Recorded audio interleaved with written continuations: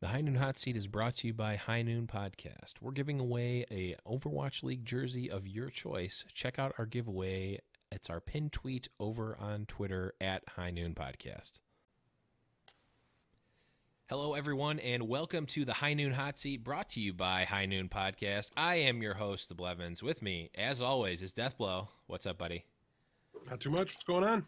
Not too much. And joining us today, we are honored to be joined by the support player for the LA Gladiators, formerly of Gigantti. I had to say it because Fraggy told me how to actually pronounce it. We've got BigGoose. Pleasure to have you on the show, man. Welcome. Yeah, pleasure to be here. You pronounced it perfectly. Yes.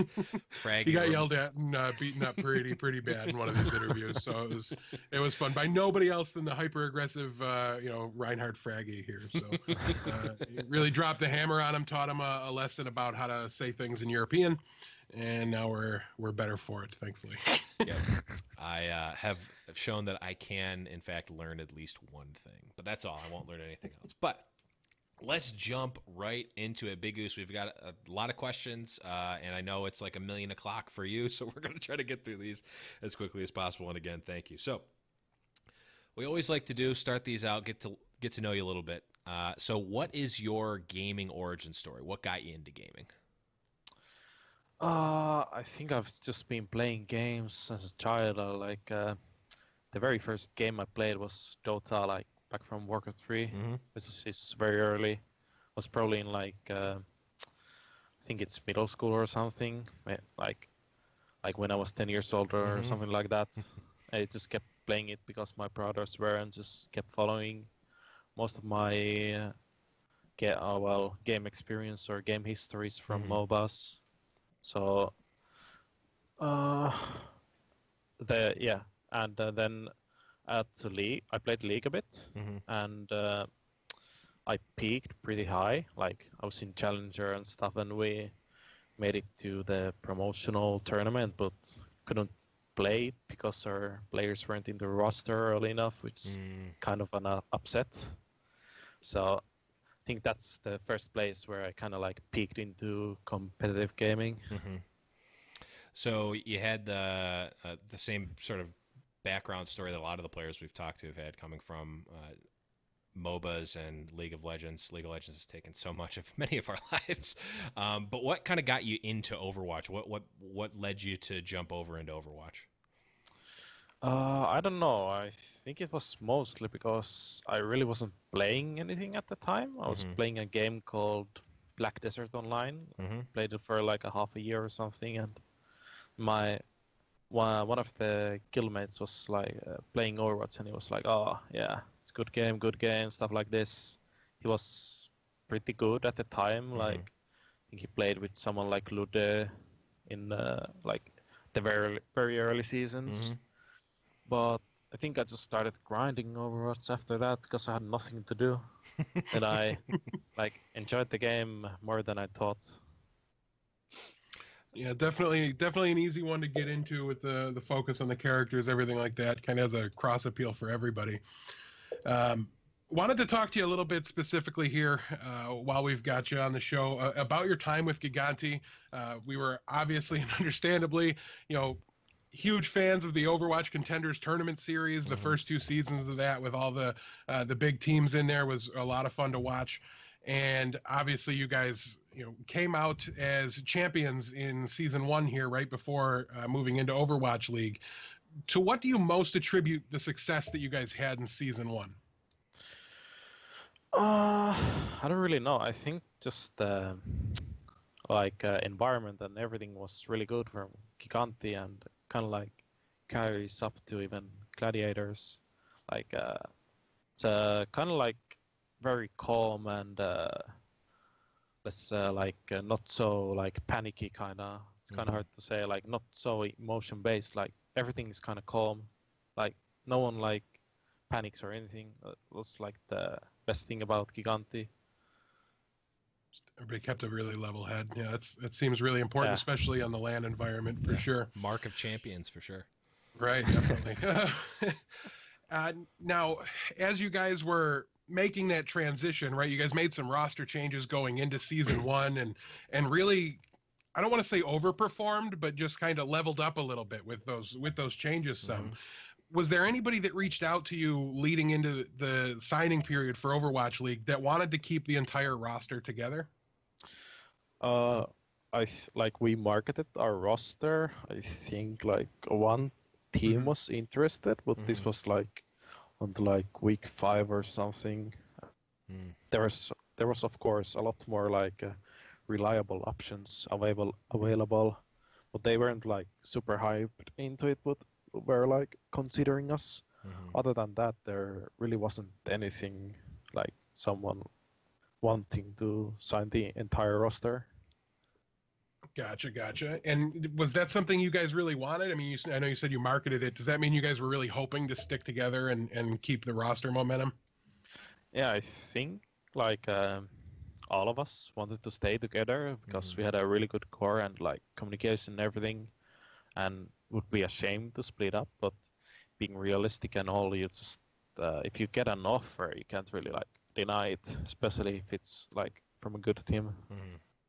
Yeah, for sure. I mean, that was kind of the goal of everybody playing in the Contenders tournament was to make it into the Overwatch League. So don't really want to be turning down opportunities there. But was it really frustrating for you guys? This is the part of the interview where I try to pretend like my experience playing on teams is anywhere near similar. And I was kind of forced into a roster disband recently, and it was really, really frustrating. Did it bother you guys at all? Or, did you feel like you were underappreciated as a 6-man roster as a result? Well, I don't know about underappreciated or not. I can't really answer that, but I was less frustrated than I thought because like it ended on a good note. Like it didn't end on a loss, it ended on a win. And like our goal from the beginning, because we knew the like Overwatch League signing period was to, if someone gets a contract that and they sign it, we would like everyone would play until the end of Contenders, so everyone would have equal chance of getting to Overwatch League. Gotcha. Yeah, it's hard to be too mad when you're like leaving as the kings of Europe, and Yeah. But, yeah, good trophy. Yeah, it's an awesome trophy, and it's an awesome way to look back fondly of your time with Gigantti. So with that being said, is there going to be a little bit of a friendly rivalry between the former Gigantti players who are going to be playing against each other in Overwatch League? Yeah, I guess there'll be some like a bit special like friendly banter and stuff, even with Chupe, even though my time was a bit short with him compared to Zaz. But it won't be anything special, but it also like won't be anything normal, I guess. There's some friendly banter. Yeah. I know a few ways to trigger some people.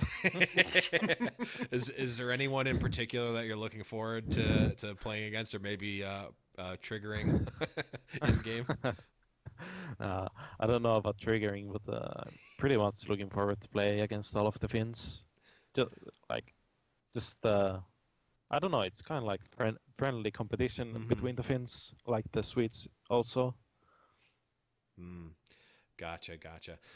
So moving on and talking a little bit more about Overwatch League.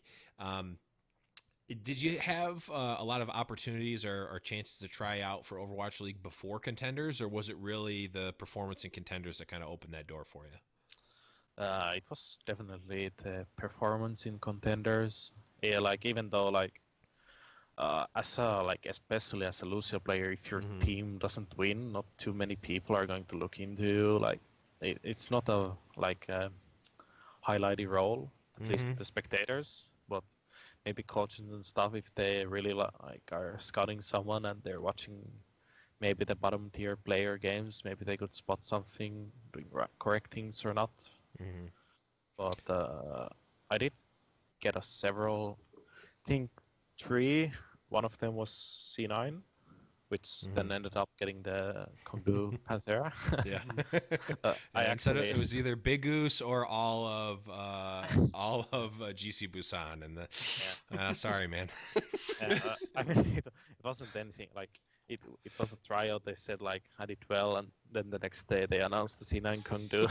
I was kind of like, oh, okay. But then shortly after that, I got 2 tryouts, and one of them was Gladiators, and prefer not to say the other. Yep. Sure.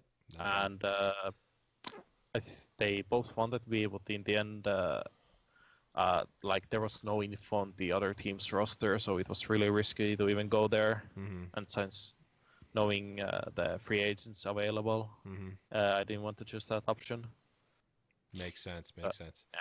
I'd love to see, like, you know, a couple years down the line, like a made for TV documentary, like an ESPN documentary of the 30 first for 30. season. Yeah, 30 for 30, the first preseason of Overwatch League. That would be really cool. Yeah. But you mentioned Lucio's in particular not really getting a lot of attention, and one of our viewers, Unco, or Enco, mentioned that, you know, not Unco, Enco, sorry for my pronunciation there, you know, mentions that Lucio's really don't get a lot of attention from the you know, the spectators and casters just because of how the role is. But what are some of the playstyle differences between top Lucio players, and then kind of how is your Lucio in comparison to other players?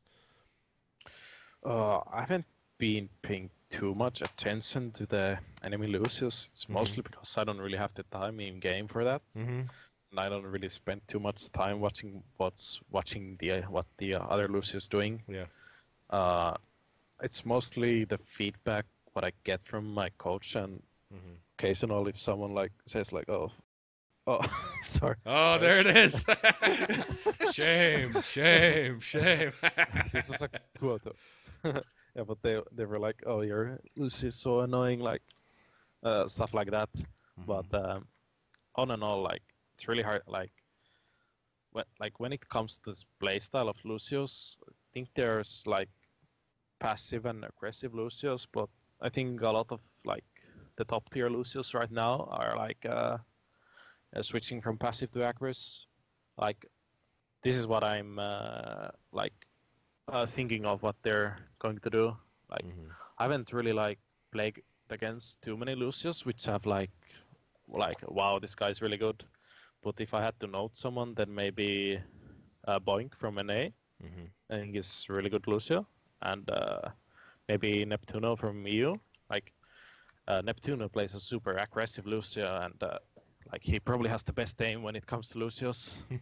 But when it comes to me, I usually like I peel most of the time, but at the correct time I also go aggro. So it's kind of like switching from passive to aggressive with me.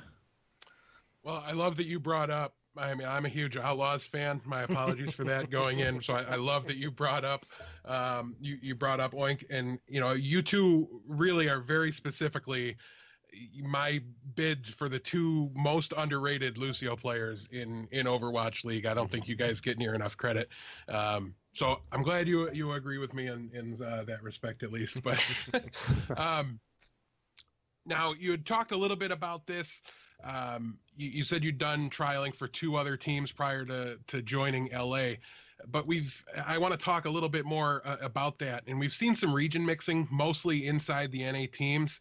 And I'm wondering if you would ever consider playing on an all Korean or all Chinese team. You know, right now we're seeing a lot of, you know, single, you know, Korean players joining teams of mostly Westerners. Would you consider going in the opposite direction with that? Probably that was my only option. Like if you're going into full Korean or all Chinese team, they're kind of like expecting you to learn their language, Right? Unless they already know like English very well. So it would be like a lot of work. Gotcha. All right. And have you spent much or any time? Now you're going to be forced to move over here into the United States with us filthy Americans. Is that anything? Have you traveled here before or spent any time here previously? Nah, the Contenders was like my first travel to the US. I have barely like traveled anywhere, so like wasn't anything overwhelming or underwhelming, just casual trip. It's not like I had any time to like what's the word, sightsee. Right. Yeah, I only went by the LA house. Gotcha. And I was there. Would you say you're more excited or nervous about the move and the transition? Probably excited. I can get to scrim with not 200 ping. That would have to be a pretty big improvement there. Yeah. And real quick here, from a player perspective, we've got the schedule in advance. We know you're going to be playing 40 matches. There's going to be 2 a week over, 5-week bursts at a time with 1 week off. When you look at that schedule, is it, daunting, or is it something that gets you excited and gets you pumped up? How do you feel about the frequency of matches and the intensity of the schedule for the league?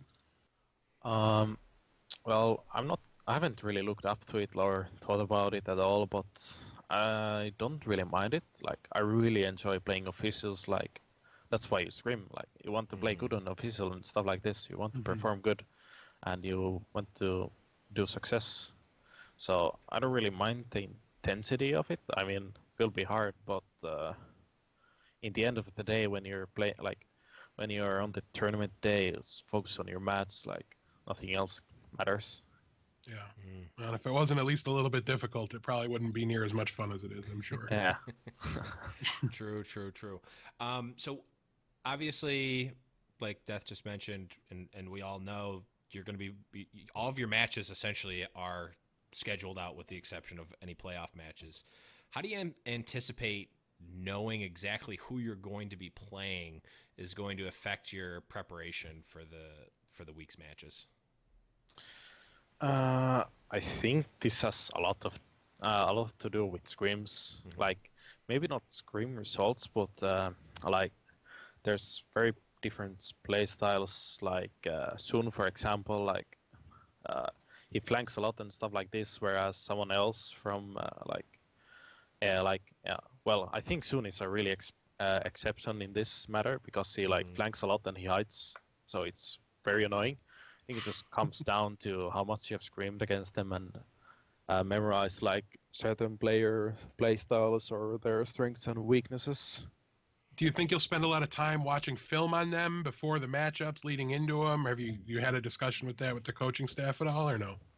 No, but we haven't really. There hasn't been like any fixed schedule, but I would assume that it's like pretty similar to what we had in Gigantti, which is like 3 blocks. One of them is 2 hours, and then you have a 1 hour break between the blocks. And on the break between second and third block, you could watch VOD and just like implement into your games on the same day, so you don't like forget it. Gotcha. Makes sense. Now, shifting focus on specifically the Gladiators. What's your jersey number? Do you know? Yeah. My jersey number is 18. 18. I just chose it because it was something I used as a child when I was playing football. But it turned out I found out like a couple of days ago you could have the number 00, and I was like, what the hell? I had to take the zeros off my name, so kind of annoyed about it, but it's not a big deal though. Like the perfect number for the BigGoose. Yeah. So what you're saying is that if we want to have the true BigGoose jersey, it needs to be 00. Yeah, that's a really good question, actually. It's like so if we wanted to buy a BigGoose jersey, is it going to be 00 in season 2? I have no idea. It will if you can change it. Ooh, so right. we can get the jump on the secret jerseys. And if not, I'll buy the 00 one and then tweet you pictures of it so you can be jealous that I'm wearing the jersey you wish you were wearing with your name on it regardless. So that'll be good. Please don't. Please don't. It depends. Are you playing the Outlaws that week? I don't know. We'll have to figure it out. Yeah, so I think we talked about some of the other stuff, Death, so if you want to jump in. Sure, absolutely. So one of your teammates here on the Gladiators is somebody you're familiar with. And I'm very curious if you and Shaz were recruited separately and just happened to land in the same spot, or was there a concerted effort to keep, the dream team together and keep you guys playing together? I don't know if we were recruited separately or like together, but for example, Gladiators had a not that big of a pool they were choosing players from, and I believe they probably like picked up us both in the beginning for tryouts, and so did the other team. The one I talked about before, not C9, but Sure. The unknown one. Yep. Team yeah, X. Team 00. yeah. But in the end, like we were discussing with SAS that like options, and I think we both of us wanted to be on the same team in the end. Gotcha. So whether it was a concerted effort or not, you both had offers and knew it and kind of made the choice together. Makes sense. Yeah, we had offers from both of the teams. Gotcha. Well, Raycor, one of our Twitter followers and our Discord community members, wanted to know specifically how you and Shaz work together and how you support each other when in the game. Oh, tough question. Yeah, I don't know. It's kind of like not really memorizing, but when you play enough with a certain person, you kind of like know how he's going to react to certain things, or then you already have like a set up play for whatever is happening, and you just move along with it. It's pretty much what we had in Gigantti. We didn't really like have to synergize that much because like there was already a very great core that like had no need to get rid of, and I think it's just like I don't know, we fit well together, I guess. Perfect. Now, I hate to say it, and I hate to bring it up, but the Gladiators aren't really getting a ton of optimism in the power rankings. In our last episode, we combined, it was like 24 different media members, podcasters, analysts, casters, things like that. We combined all their power rankings together, averaged them out, and you guys came out in 11th out of 12 here. I would just want to point out, both myself and the Blevins had you higher than that. It's true. One of us had you higher than the other one, though, so I'll take a little credit there.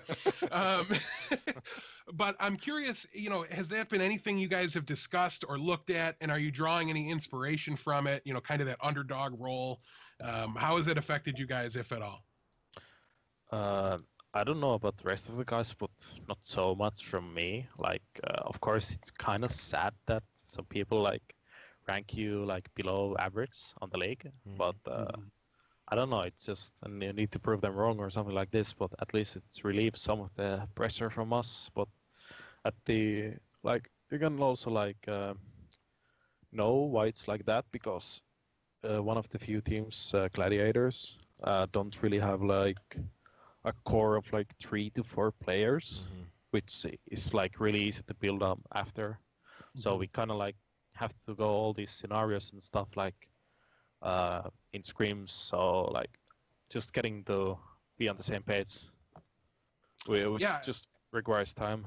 Yeah, and I think that kind of played into it a lot, and there's another factor I think played into it a bit, but we'll get to that in just one second. But can you describe Raycor again? Wanted to know what's it like moving to a new unproven roster. How do you guys begin that process of learning to gel and play as a finely tuned Overwatch machine? Yeah, I think it was very big change because when I went to Gigantti, it was like everything was set up. I had to do nothing. I just had to listen, like you do this, you do that, and kind of like this, and fill in. Just fill in because they had everything. But when it comes to new roster, you kind of like you probably don't have the same role again as you did in the previous team, but it's probably very similar. But you might have to like step up a bit or fill in some of the roles. Yeah, and you got to feel out your teammates, Yeah. Especially, do you? I don't know if you can answer this. Feel free to just tell me no if you can't. But do you shot call for the team? Kind of yes and no. We do, like. It's all a bit shared, but probably like the macro stuff. I would assume. The macro stuff definitely, but the shot calling in the end of the day, what we're going to do next, or like pre-planning stuff. That's like, I think it's the best if it's up to everyone themselves. Like. Right. Everyone has their own ideas and stuff. You just need to like have a set-up plan before the fight begins, and you're like all good. Gotcha. Well, as a support player in shot call, I could talk to you for hours about that. So we'll skip it for the time being. But now the other factor that I was mentioning that may have contributed to the power rankings is you guys only have 7 players on the roster right now, and that puts you at the second smallest team in the Overwatch League.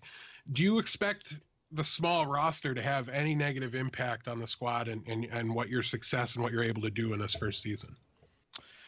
I don't think like if it affects, then it's a very, very minor factor because I don't think like there's any heroes that we cannot play with the current roster we have. So I don't think there's a problem at all regarding that. But maybe it's like a psychological thing, like you can push a bit your teammates and learn from them when you have like let's say you have 9 members, it's like 3 DPS, 3 tanks, 3 supports, and everyone is kind of like competing who gets the start and stuff like that. Yeah, so it might help to push you guys a little bit, but at the end of the day, and this is something we've talked about a lot the last couple of weeks. At the end of the day, you still have to pick 6 guys and line them up against the other 6 guys and win the game. So the top 6 are definitely the ones that matter the most for sure. Yeah. Yeah, I'm a huge proponent of the people are overvaluing having more than 6 players. Like I think it can help in some ways, but I think at least for the first weeks, definitely the first week and maybe even multiple other weeks after that, it's like, does it really matter to have 12 different guys? I think people are overvaluing it. Yeah, I think they're like kind of like overvaluating like a bigger roster. Like, sure, especially in Mayhem's games, you only have 6 members. Like, someone breaks his arm, like you're kind of, I don't know. Yeah, we'll see what you're gonna do now. But like other than that, it would be like great to have a all-around sub player who could kind of like play everything. Yeah, I mean, it definitely will help, especially with such a aggressive season in terms of the amount that you guys are actually playing. It'll definitely help to have some people on the bench. But I think in terms of in the game on week 1, people probably are like, better. Probably better to just focus on 6 players rather than 10 or 11. I agree wholeheartedly. But speaking more about your team, is there anyone on your team that maybe the public and by public I mean probably Reddit? Is there anyone that you think is underrated or that will really kind of make a big splash? The first couple of weeks of Overwatch League.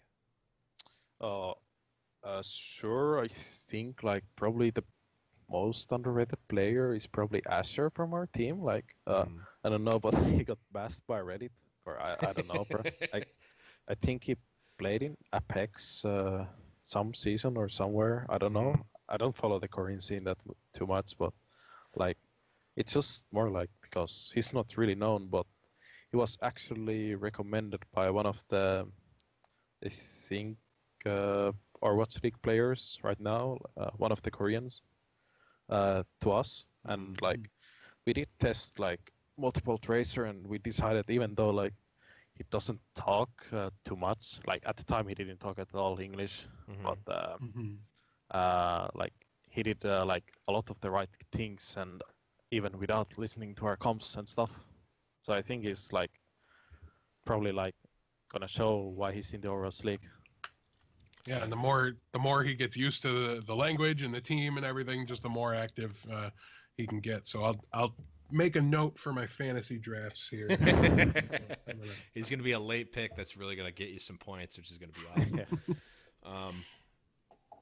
Yeah, that's definitely an interesting one, for sure. But more about you specifically. Obviously, you're known for being a Lucio player, but if the meta shifts, what other heroes are in your pool that you could play at an Overwatch League level? For now, like at the moment, like Lucio mostly, but like I don't have a problem if the meta changes at all. Like I think my Mercy is probably the worst of the support heroes, but that's because like I really haven't played Mercy at all, like barely any like. I started playing it a bit like when Mercy came to meta, like as much as I could, and in scrims. But I'm kind of glad Mercy's meta, so I don't touch the hero too much. Yeah, you don't have to apologize or explain having good taste in hero selection. Yeah, Mercy's one of the heroes I like practically didn't play at all before the meta even changed. I was like, really? Are you kidding me? I'm playing FPS game and I can't even shoot. What's the point in that? Just get to fly around and stare at clouds. That's the way I like to describe playing Mercy. Yeah, but I've been playing a lot of like Ana hasn't been in meta recently, but I don't think it like I've been playing it quite a lot recently, but I think it's like really like close to being like that not like better than SAS, but not like very far from it. But like it's something that you can like. It wouldn't like how would you say it like it like it in my opinion it doesn't really matter like how the meta goes because I can fill out on both Zen and Ana for my team and just have the like more impactful hero. Let's say if you have Ana and Zen, just have like the because both Ana and Zen are like very important. But I think Ana is probably a bit more like mechanically like maybe not so decision making, but requires a bit more mechanically. So like it's probably what something that SAS would play. That makes sense. Gotcha. And obviously, Moira recently released. Can't play on ranked yet, but presumably she's going to be in the mix for the Overwatch League preseason. Have you played her at all, and how do you think that she's going to impact the meta?